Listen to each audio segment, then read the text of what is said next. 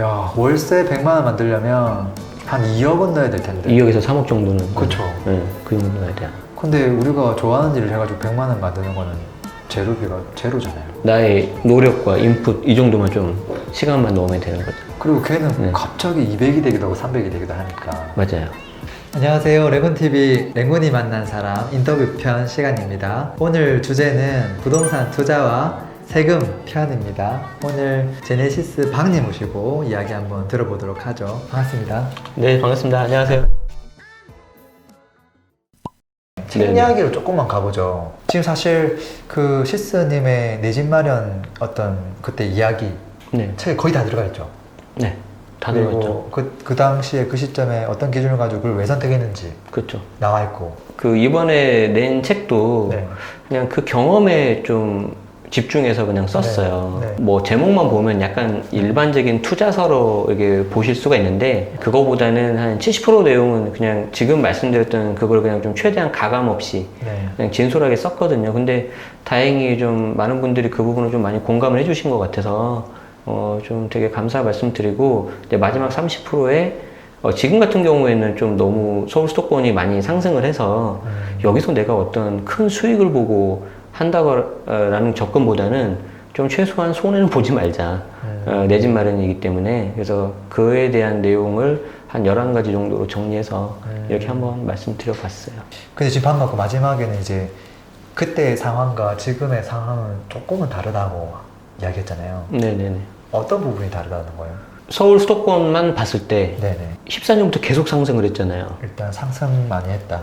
상승을 너무 많이 해서 이제 이게 좀 부담이 되실 수가 있죠. 금액 자체도 비싸고 일단 예산도 많이 대출도 안 나오고 네. 그리고 세제도 굉장히 많이 복잡해지고 워낙 이제 규제가 이게 좀 심하게 오니까 네. 오히려 다주택자들은 그걸 분석을 하고 공부를 해서 막 빠져나갈 방법을 합법적인 방법으로 빠져나갈 방법을 찾는데 내 집 마련하는 이제 실거주자분들은 너무 어려운 거죠. 무섭고. 네네. 그래서 그 심리가 더 많이 위축되어 있는 것 같아요. 그래서 차라리 그 부분은 좀 알고 하면 네. 그 리스크라는 게 내가 대응을 하고 제거할 수 있다면 더 이상 리스크가 아니잖아요. 네. 그래서 그런 부분을 좀 이렇게 보면 어떨까 그 생각이 좀 들어요. 내 집 마련 하고 싶은 분들은 네. 사실은 계속 있잖아요. 네, 그리고 집을 사야 되는 경우도 꽤 있고. 네, 네. 근데 야, 이번 정책 뭐 잘하는 것도 있고 못하는 것도 있을 거라고 저는 봐요. 네, 네. 근데 이제 실질적으로 이제 세금 전문가니까 정책을 좀 계속 이제 관심 있게 네. 보잖아요. 네. 어떤 것 같아요? 의견을 좀 주세요. 초지일관 했으면 좋겠어요. 초지일관. 부하내동하지 말고. 그러니까 무슨 말씀을 드리고 싶냐면 네. 이 내 집 마련에 관심이 있는 사람이 있고 관심이 없는 사람이 있을 거예요. 네. 어떻게 보면 이 관심 없는 사람은 이 관심 있는 단계로 와야 이제 그다음 뭔가 스텝이 생기잖아요. 맞아요. 그래서 여기 있는 분들한테 드리고 싶은 말씀은 뭐냐면 내가 내 집 마련하는 방법은 두 가지가 있어요. 첫 번째는 새 아파트를 산다. 네. 두 번째는 새 아파트가 아닌 기존에 있던 아파트를 산다. 네. 자, 그런데 새 아파트를 산다는 건 우리가 청약을 하는 거잖아요. 네. 그럼 이제 청약을 하는 거에 있어서 본인의 현재 위치를 좀 냉정하게 바라보고 우리 기사도 많이 나왔지만 내가 30대라면 이미 이거는 이길 수 있는 게임이 아니거든요. 네. 가점 자체가 안 돼요. 근데 네. 우리 서울 같은 경우 60점, 70점이 돼야 겨우 당첨이 될까 말까 하는데 네. 그러니까 만점이 84점인지도 모르고 자기 청약 가점이 몇 점인지도 모르면서 청약 공부를 하는 분들이 간혹 있어요. 자, 그런 분들은 본인의 될 수 있는 가능성이 매우 낮다는 걸 알고 네. 예비 당첨 이런 거 외에는 없잖아요. 네. 그걸 현실을 바로 인식을 해야 되는데 왜 제가 초지일관이라고 말씀했냐면 청약을 계속 넣는 사람들이 이게 안 되면 기분이 나빠요. 자기는 뭔가 집을 살려고 하는데 제가 그랬거든요. 네. 네. 제가 9일 동안 집을 계속 뒤졌잖아요. 네. 신갈에, 용인 신갈에서. 네. 어떻게든 계약서 도장 찍으려고. 안 되니까 얼마나 허탈해요. 네, 그러다가 이제 서울을 샀는데 이분들이 청약을 하다가 안 되면 네. 기분이 나빠서 네. 기존에 좀 구축을 살 수가 있어요. 근데 청약 이거 쏘는 시간에 구축이 이렇게 올라가 있을 수 있잖아요. 네. 경우에 따라서는 너무 이렇게 좀 상대적으로 고점에서 잡을 수도 있다 이거죠. 차라리 이 고점이 너무 과대평가된 것 같으면은 좀 한 템포 쉬는 것도 어떨까. 아니면 그게 아니라면 내가 청약을 하는데 안 된다 그럼 빨리 포기하고 기존 구축으로 그냥 갈 거냐. 아니면 그냥 내가 전세 월세로 임차를 보고 다음을 노릴 거냐. 개인적으로는 다음 노린 것보다는 지금의 선에서 아까 말씀드린 가장 최선의 방법을 찾는 게 낫다고 생각을 하는데 저는 그렇게 생각하고요.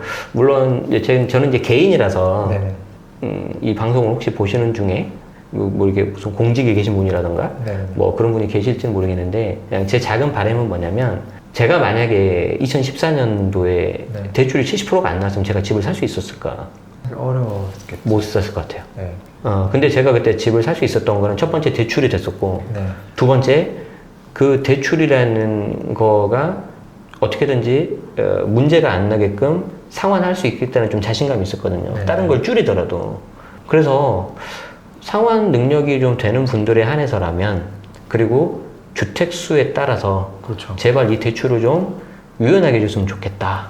예를 들어서 남자 여자 맞벌이인데 둘 다 아주 삼성전자 같은 그렇죠. 우량한 기업에 다니는데 똑같이 강남이라는 서울이라는 이유 하나로 40%를 묶는다는 거는 이건 조금 그렇다. 기회를 좀 뺏는 게 아니냐. 그래서 이분들한테는 좀 이렇게 예외적으로 좀 여는 것도 어떻겠느냐. 저는 그렇게 생각을 합니다.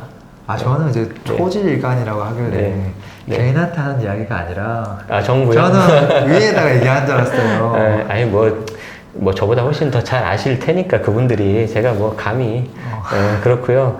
굳이 그렇게 한다라면은 뭐 이 말씀은 드릴 수 있겠죠. 2017년 파리 대책이 나왔을 때 다주택자 투기 수요를 억제하고 실수요자 보호를 한다고 분명히 했단 말이에요. 그러니까요. 그래서 그에 대한 것 중에 하나로 실수요자들을 좀 보호한다면은 기회를 줘야 되는데 그 중에 하나가 대출 여력을 좀 높이고 당연히 대출 건전성은 강화할 수 있다.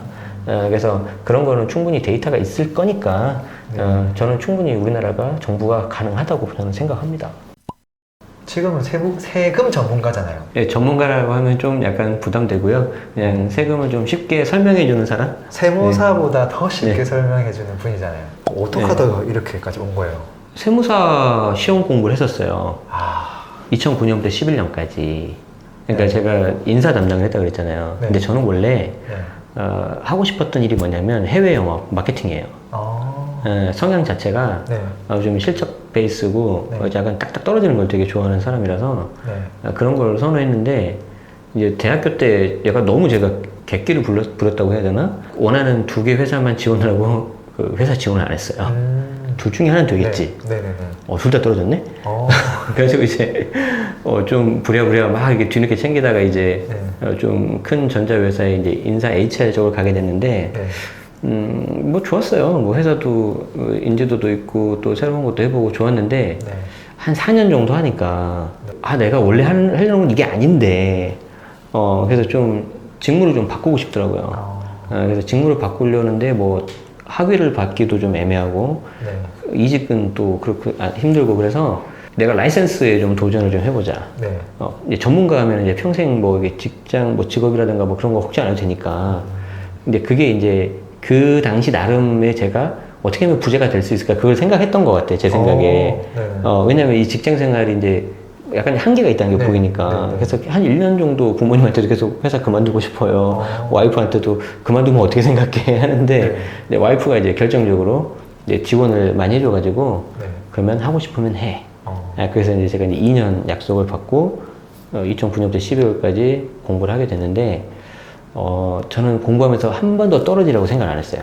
세무사 시험에. 근데 떨어졌어요.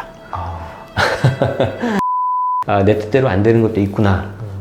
그런데 그때 2009년, 11년에 했었던 이 공부가 우리 아까 2014년, 15년에 부동산 요구를 했었잖아요. 이렇게 연결이 되는 거예요. 왜 그러냐면 제가 이제 2014, 15년에 투자를 하면서 이제 저도 이제 랭구님 영향이라든가 다른 분들 많이 영향을 받아서 나도 블로그에 글을 써서 이렇게 좀 해도 재밌겠다. 하고 있는데 그럼 나는 뭘 쓰지? 다 그런 고민이 있잖아요. 저게 뭐 좀 잘 써야 될 것 같고 누가 보고 좀 비웃을 것 같고 그런데 나는 뭐 쓰지 하다가 그때 세무사 공부했을 때가 생각이 나는 거예요. 왜냐하면 이제 부동산은 세금이 빠질 수가 없으니까.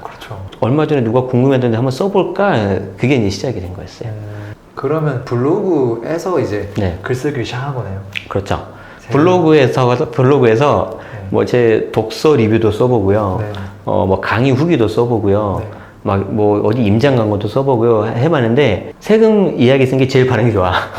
일단 내가 좋아하는 거는 이쪽인데 이게 내가 잘하는 거네. 네. 그 생각이 딱 드는 거예요. 그래서 야 그냥 잘하는 거 하자. 그냥 이거 잘하기도 하죠. 이 고객 니즈를 맞춰주자. 네. 그래서 이쪽에 이제 아예 포커싱을 해서 계속 이제 써보는 거죠. 그랬더니 반응이 좀 좋다가 이제 이웃수도 늘어나다가 네. 이제 그렇게 해서 이제 계속 열심히 하고 뭐 있은 찰나에 네. 그때 이제 제가 한번 제가 이런 질문을 했었던 것 같아요. 랭구님한테. 같이 그때 카페 운영을 하고 있으니까 저도 이제 하다 보면 이제 투자에 대해서 것도 물어봤잖아요. 네. 근데 당연히 누구나 이제 그렇게 해서 이제 부를 이루고 싶으니까. 그래서 이제 그때 제가 했던 질문 중에 하나가 어디를 투자하면 어떻게 투자하면 저도 월세 100만 원, 200만 원 만들 수 있을까요? 근데 그때 랭구님이 뭐라 그랬냐면 그 방법도 좋은데 컨텐츠를 만들어서 이걸 팔아서 수익을 내는 것도 방법이 될 수 있다. 그래서 그러면 나는 이걸 가지고 컨텐츠를 만들어서 따로 수익을 내거나 강의를 할 수도 있겠네. 이제 그 생각이 들게 된 거죠. 네. 그렇긴 하죠. 왜냐하면 네. 야 월세 100만 원 만들려면 그냥 FM대로 하려면 돈을 꽤 많이 넣어야 돼. 얼마나 넣어야 되는 거예요? 5% 수익률 잡으면 한 2억은 넣어야 될 텐데. 2억에서 3억 정도는. 그쵸. 네, 그 정도 넣어야 돼요. 근데 우리가 좋아하는 일을 해가지고 100만 원 만드는 거는 재료비가 제로잖아요. 네, 그냥 나의 노력과 인풋 이 정도만 좀 시간만 넣으면 되는 거죠. 그리고 걔는 네. 갑자기 200이 되기도 하고 300이 되기도 하니까. 맞아요.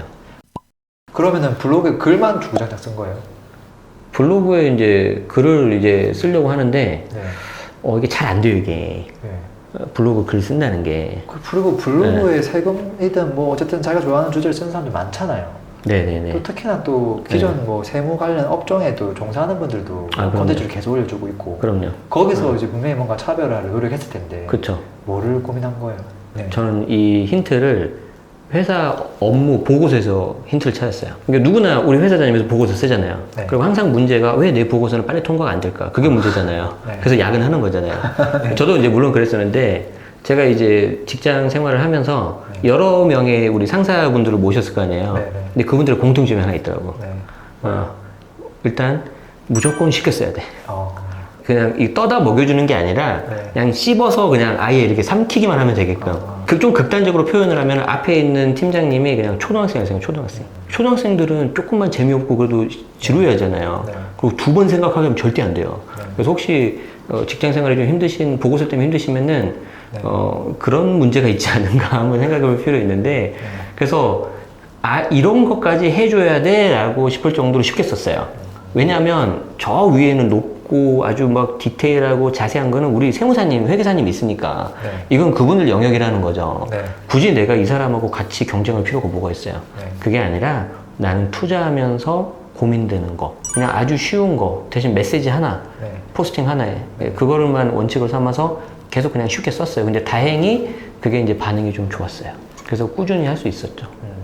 근데 지금도 네. 지식은 많지만 그 지식을 이렇게까지 정성스럽게 써서 올려주는 분은 많지는 않은 것 같아요. 그러면서 역설적으로 내가 이제 가지고 있는 걸 이렇게 다 이렇게 쏟아내는 것도 있지만 역설적으로 그러면서 또 되게 많이 제가 배워요. 배우기도 하죠. 이렇게 해야 이 사람들이 이걸 이해하는구나.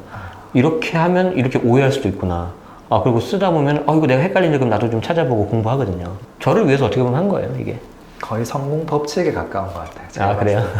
저 같은 경우도 옛날에 읽었던 책이나 또는 이제 컬럼 같은 거 읽으면 전부 다 다로 끝나더라고요. 뭐 부동산은 뭐가 답이다. 뭘 봐야 된다. 하면서 이제 막 탁탁탁 그냥 결론을 막 내니까 네. 저는 그게 너무 멀리 있다고 느껴졌거든요. 그래서 저는 어체를 좀 신경을 많이 썼어요. 그래서 항상 요를 끝냈어요. 저는 부동산 뭐가 중요한지 잘 몰라서 한번 고민을 해봤어요.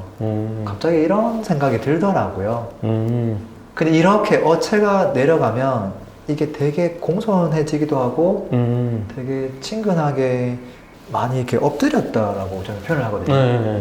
그러니까 사실 잘 모르기도 했지만 나중에 지식이 있다고 하더라도 좀 의도적으로 좀 그렇게 썼던 면이 있어요. 램구님도 보면 램구님 글만의 그 특유의 그 느낌이 있거든요.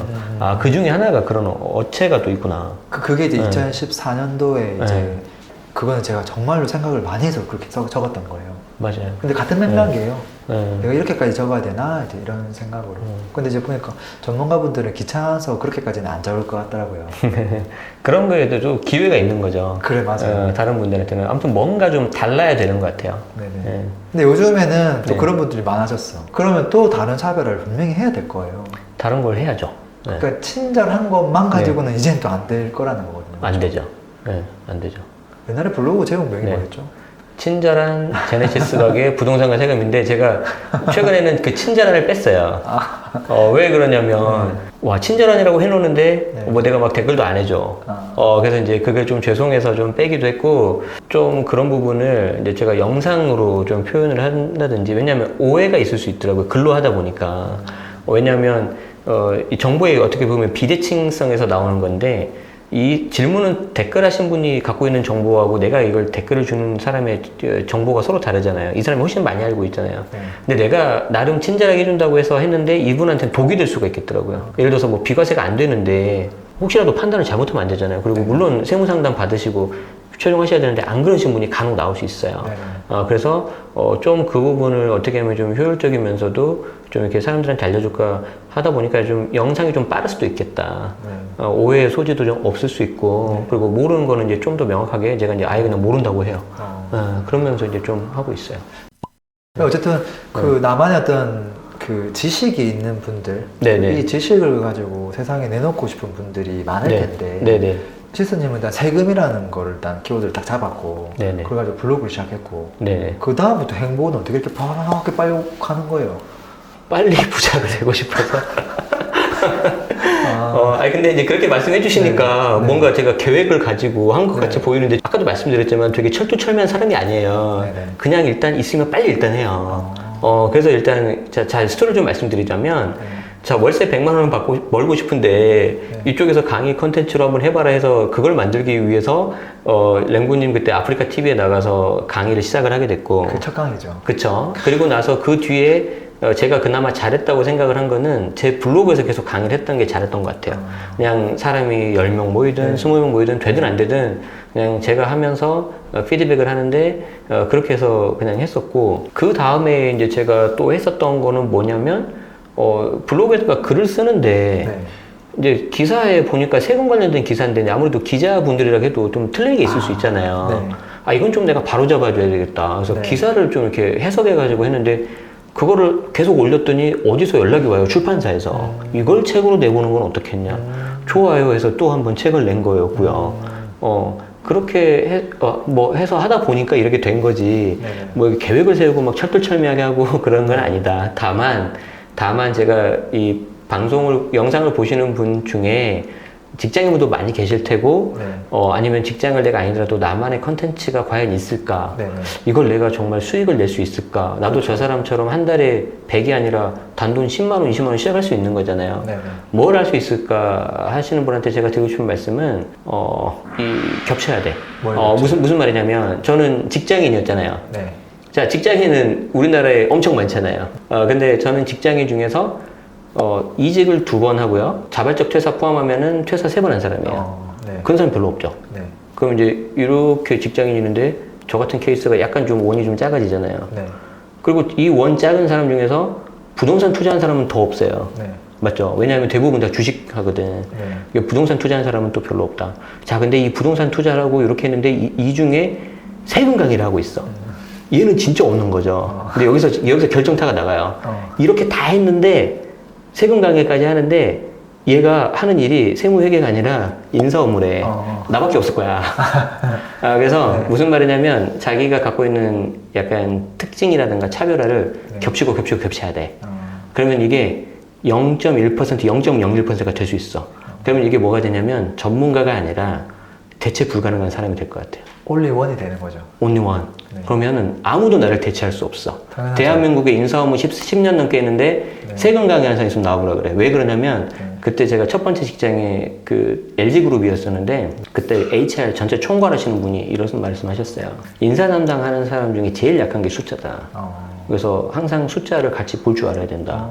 그래서 그래야지 재무 쪽하고도 이야기를 하는 수 있다는 거예요. 일리가 있네. 저는 거기에 되게 꽂혀가지고 저거 내가 잘할 수 있는데 그렇네. 그래서 제가 세무사 공부한 것도 있었어요. 어. 그래서 이제 그쪽을 다 겸비해서 하겠다고 했는데 이제 떨어졌는데 이게 또 연결이 이렇게 됐는데 저는 그런 면에서 제가 무슨 세무사처럼 아주 디테일한 조문은 저도 몰라요. 네. 그리고 인사 업무 오래 하시는 분만큼 모를 수는 있어요. 그렇지만 이거를 결합해서 할 수 있는 사람은 대한민국에 나밖에 없다. 그거 하나로 그냥 계속해서 좀 이렇게 만들어 본 거였어요. 거기까지 했는데 네. 또 4년 만에 이사 4번 한 사람은 또 더 그렇죠. 없다. 그렇죠. 거기다가 저밖에 없죠. 또 그 네. 나의 이런 네. 경험담을 책으로 낸 사람은 더 없다. 그렇죠. 지금 뭐 계속 가는 거잖아요. 맞아요. 어떻게 따라해요? 이 중에 한두 개가 이 방송 보시는 분들 중에 힌트가 될 수 있을 것 같아요. 그래서 바로 당장 오늘 저녁에 시작한다. 왜냐하면 내일도 안 돼. 당장. 제가 그 사례를 하나 말씀드리자면 제 채널에 이제 기사 보는 걸 한 160개 영상 정도 올렸는데 그게 어떻게 시작을 했냐면 혹시 램구님 그 JM님이라고 알아요? 알아요. 알죠. 원래 그분도 들어봤어요. 되게 재밌으시잖아요. IT 리뷰하고. 근데 그분이 테니스 심판. 그러면서 그걸 하면서 일일 영상을 하잖아요. 제가 그때 너무 그게 인상적인 거예요. 야, 내가 저렇게도 하는데 나는 뭐지? 그래서 제가 반성을 하면서 그 기사를 제가 밤 11시에 봤거든요. 그래서 내가 자면서 그 다음날 어떻게 생각했냐면 난 내일 아침 일어나면 내가 뭘 하나 올린다, 영상을. 그럼 뭘 할까? 근데 꾸준히 해야 되니까 블로그 했던 기사를 영상으로 해보자. 그래서 그게 제 첫 번째였어요. 2019년 7월 달에. 아침 일어나니까 목이 막 갈라지고 막 쇳소리 나오고 하는데 그냥 올렸어요. 근데 이제 참 얼굴은 못 보여주겠더라고요. 그래서 이제 얼굴 안 보이게 해서 했는데 그걸 한 20, 30 꾸준히 하니까 반응이 오더라고요. 그리고 100일 넘어가니까 이제 많은 걸 술을 먹고 사람이 된 거죠. 100일 넘어가니까 사람들이 좋아해줘, 이제. 그리고 지금은 그걸 또 통해서 뭐 직방 TV랑 또 같이 또 뭐 하고 있고 두 번째 책도 이제 개정판 다음에 낼 수 있을 것 같아요. 뭐 그런 식으로 또 연결이 되는 것 같아요. 네. 그래서 한번 꾹 참고 해보는 것도 좋다. 단 무조건 빨리 완벽하지 않아도 된다. 저처럼 쇠수로 내고 해도 된다. 네. 앞으로 어떤 그 계획을 가지고 있어요? 일단은 빨리 부자가 돼서 빠르게 부자가 돼야 되기 때문에 네. 지금은 최근에 이제 제 가장 많이 좀 보는 책이 부자 아빠 가난 아빠, 그 책을 다시 보고 있어요. 그래서 그 20년 전에도 봤어도 좋았지만 네. 지금 보니 더 좋다. 그래서 그 책을 이제 계속 보면서 더 이렇게 막 좀 빨아들이려고 하고 있는데 네. 그 책에 의하면 이렇게 4개의 사부면이 나오잖아요. 네. 종업원이 있고 전문가가 있고 사업가가 있고 투자가가 있다. 네. 근데 저는 이제 월급쟁이에서 종업원에서 여기 전문가 영역으로 이제 온 것 같아요. 네. 그런데 이 월급쟁이하고 전문가가 되면서 이 투자에서도 이제 조금씩 성과를 내고 있었는데 일단은 이 투자에서 성과를 좀 더 내고 여기서 나온 돈을 이제 전문가 쪽으로 가지 말고 이걸 이제 좀 사업화를 좀 시켜서 네. 그게 이제 어떤 사업인지 저도 지금 구상 중에 있는데 그쪽으로 이제 사업화를 좀 시켜서 그 사업을 좀 시스템을 만들고 이 시스템을 위해서 좀 일할 수 있는 사람들을 좀 저도 뽑고 트레이닝 시키고 그리고 다시 이게 또 투자로 내려오고 그렇게 해서 이제 선순환을 좀 시키는 그런 쪽에 이제 하려고 하고 있어요. 또 앞으로의 또 시스님의 사업가의 네. 삶 응원하겠습니다. 또 많은 분들 응원해 주시고요.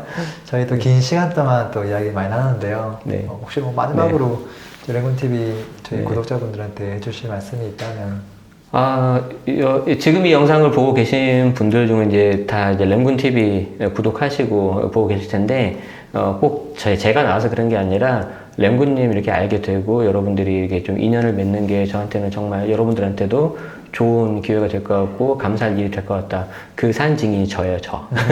그래서 저를 보면 이게 많이 바뀌었다는 걸 아실 수 있기 때문에 여러분들도 너무 멀리서 찾지 마시고요. 바로 옆에 있으니까 이렇게 잘 보시면 좋을 것 같고요. 좋은 내용들이 많이 있으니까 많이 들어봐 주시고, 다른 건 없고요. 우리가 뭐 투자가 됐든 뭐 회사를 다니든 돈을 벌든 그게 모두 다 행복해지기 위해서 하는 것 같거든요. 그래서 제가 드리고 싶은 말씀은 행복하게 하면 좋겠어요. 그러니까 뭐 경우에 따라서는 정말 자기를 좀 힘든 상황으로도 좀 몰아야 되고 좀 극한 상황 가야 되지만 정말 그게 나 자신 스스로 아니면 옆에 있는 가족까지 막 불행하게 하면서까지 할 필요는 없지 않을까.